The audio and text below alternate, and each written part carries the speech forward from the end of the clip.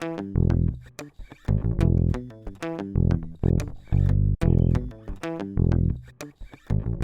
my inspirations have come from many artists, but I think my main inspiration was, as a child, I already painted and drew, but I didn't really start painting until towards junior, senior year in high school.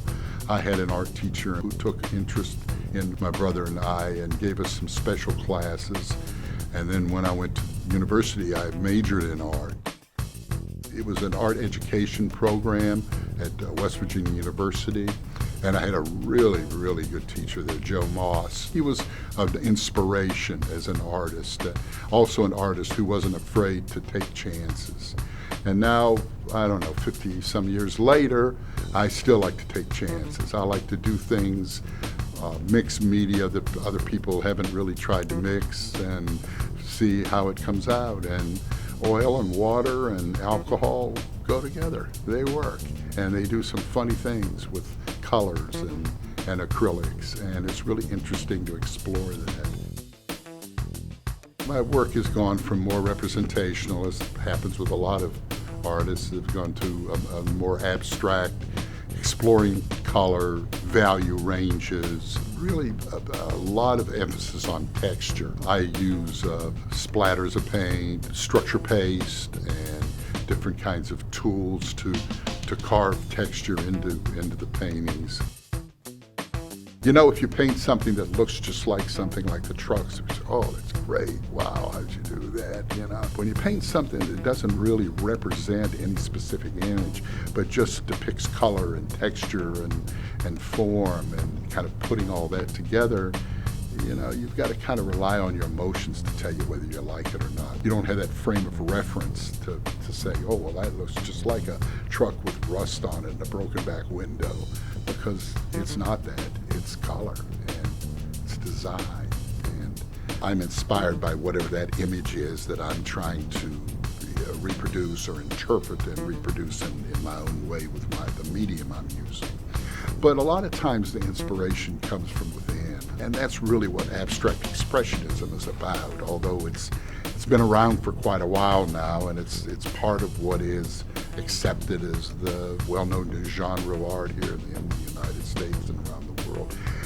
It's a expression of feelings, of what's going on inside. If I'm in a good mood, I can usually see that in the painting that I'm doing, or if I'm in a blue mood, sometimes I do go through kind of a blue period of painting. But it's just really great to go in the studio and just make a cup of coffee and get lost. My collaboration with the 212 Art Center has been great. The people there are so helpful, and the show's called Various Changing Moods, and the title of the show is really kind of an afterthought. We chose it to reflect the fact that there's just a lot of different types of art in it. They range all the way from little 4x6 postcard style paintings done with alcohol ink and stamping that are framed all the way up to, I think the largest piece in that is 54 by 30 inches. And it's an abstract expressionistic piece. There's one 30 by 40 abstract that is a collage of different types of media. I call that one Emerald Field because it's kind of glowing green color. It really has a special feel to it, and it represented a lot of work. I mean, people think abstract art just throws some paint and color. Well, it's really not like that, because it has to keep evolving and evolving. And this painting just kept saying, I want you to do a little bit more, and I want you to do a little bit more. And I think I'm really happy with the product. I have to say that this reception was great. It was great seeing a lot of people that I haven't seen in a while, and seeing some friends there, and a number of other artists, interested in the arts here in the Saline community.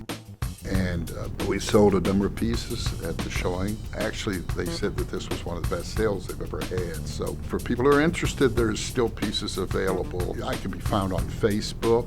I have a site called The Studio where art happens. And I have, of course, I have email. If somebody is interested in my art, they can contact me at tsrosenbaum@gmail.com, and we can talk about either buying the art, or I can have prints made of anything that I do. Of course, that can be done a lot less expensively than buying the